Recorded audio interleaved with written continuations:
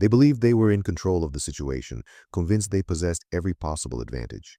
They dominated the skies with their advanced air force, monitored every movement with satellite-based intelligence systems, advanced with columns of highly trained armored vehicles, and carried the confidence of one of the world's most combat-experienced armies. They had trod those hills before, had faced that rugged and treacherous terrain, knew the villages scattered among the valleys, knew the ancient routes hidden among the limestone formations in southern Lebanon. Everything indicated they were prepared for any scenario that might arise. But this confidence concealed a critical flaw, because what they would find did not correspond to anything they had studied or predicted.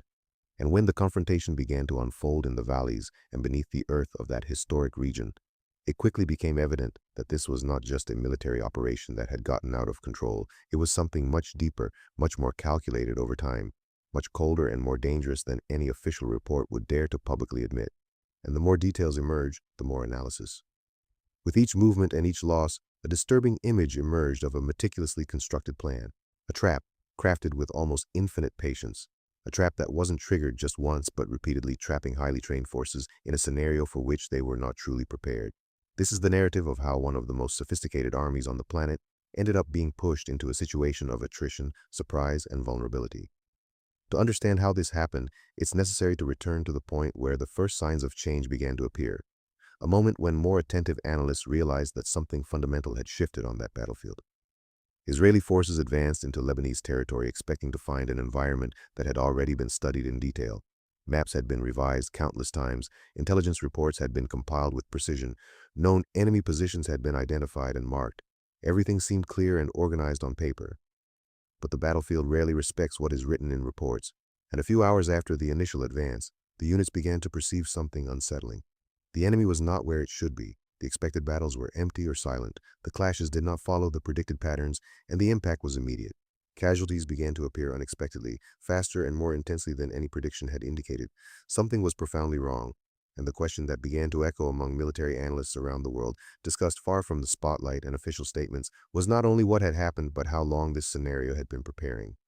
The answer to this question reveals an even more unsettling reality, because Hezbollah did not build its strategy overnight. What Israeli forces encountered was the result of almost 2 decades of continuous, meticulous, and strategic preparation. After the 2006 conflict, which was publicly interpreted as a symbolic victory for Hezbollah and which revealed significant flaws in the Israeli approach, according to internal analyses, the group made a decision that would completely change its way of operating. They would never again face the same enemy in the same way. What emerged from this decision was not just an adaptation, but a complete transformation, a new form of warfare specifically designed for this purpose. To neutralize a technologically superior force, Hezbollah then began developing something extraordinary. An extensive underground network beneath southern Lebanon, a veritable hidden system composed of reinforced tunnels, weapons depots, command centers, makeshift medical areas, communication lines, and strategic combat positions, all concealed beneath the surface, integrated into the terrain almost invisibly. Israeli intelligence knew that tunnels existed, but underestimated their scale and complexity. The reports that began to emerge described a system so vast that it allowed entire movements without any exposure on the surface.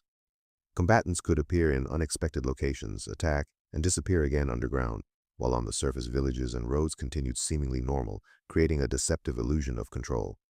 But the real battle was happening below, beyond the reach of traditional sensors, and without a reliable map of that subterranean labyrinth, every advance became a risk. It was in this context that the logic of the ambush was revealed. Hezbollah commanders, influenced by the asymmetric warfare tactics, studied and refined over the years, developed specific zones designed to lure the enemy rather than impede their advance, allowing it to happen by guiding Israeli forces into previously studied areas. Every road, every narrow passage, every strategic point had been analyzed in detail, creating ideal scenarios for surprise attacks.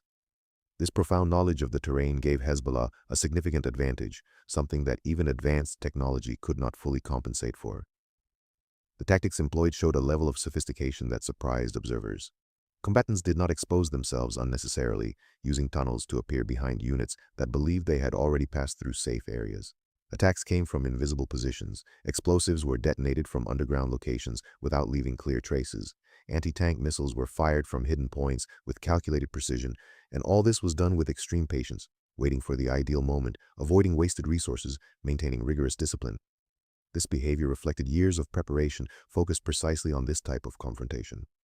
Unlike in 2006, this new approach was shaped for prolonged attrition, close combat, and control of time. Israeli forces found themselves facing a type of warfare that did not favor their main advantages. Their technological superiority, air capability, and systems integration were not as effective in an underground and fragmented environment. Combat became slow, physical, and unpredictable, demanding proximity, endurance, and constant adaptation. Exactly the type of scenario Hezbollah had prepared for. The villages of southern Lebanon added another layer of complexity. Many of these areas functioned in a duality, civilian life on the surface and military infrastructure below. Over the years, Hezbollah had built a presence in these communities, integrating its network into the daily environment. Civilian structures were used as cover, creating a scenario where every house, every building, every space could conceal a connection to the underground system. This generated an enormous tactical challenge. Israeli forces had to advance with extreme caution, treating every meter as a potential threat, which slowed operations and increased exposure to ambushes. Losses began to mount. Although exact numbers were not always disclosed, patterns began to emerge. As the enemy emerged, operations were interrupted, units were repositioned. The pace of advance slowed significantly in several areas, and then came the most impactful ambushes, especially against armored vehicles, which should have been a decisive advantage. The Merkava tank, known for its resilience and focus on crew protection, faced an unexpected challenge. Hezbollah had studied its characteristics, understood its strengths and vulnerabilities, and used strategically positioned anti-tank missile systems, including the Kornet, capable of hitting targets with high precision. These systems were employed in a coordinated manner, resulting in significant damage. Tanks were immobilized at critical points, blocking routes and creating bottlenecks that further exposed the units. Each stopped vehicle became an obstacle and a potential target, contributing to the disorganization of the columns and increasing the risk of additional losses. Thus, a pattern consolidated. Unexpected attacks, hidden movements, slow advance, constant attrition, ambush after ambush, not as isolated events, but as part of a structured system, carefully planned and executed with precision, revealed a strategy that sought not only to resist, but also to control the pace and space of the confrontation, transforming the battlefield into an environment where every step could be a trap and every advance could lead to a new point of vulnerability. A scenario where technological superiority did not guarantee dominance, and where patience, knowledge of the terrain, and years of preparation became decisive factors in a conflict marked by complexity and unpredictability.